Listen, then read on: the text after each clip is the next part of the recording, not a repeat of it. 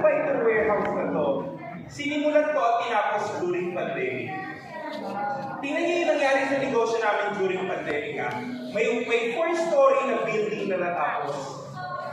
Meron 10 hectares na lupa sa New Zealand ang nabili. Meron 1 hectare na resort, ngayon po yun yung The Leisure Club by Sante.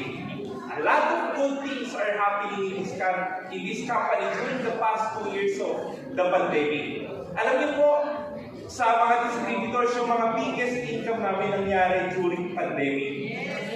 Habang marami pong nagsasarang kumpanya at nagsastruggle ng mga kababayan natin, ito pong negosyo ito, yung mga Sunday business owners, they were able to adapt and their business is not just surviving, it's also thriving.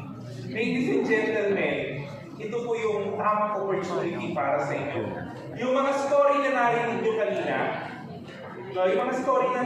kanina, we call this the Sunday stories.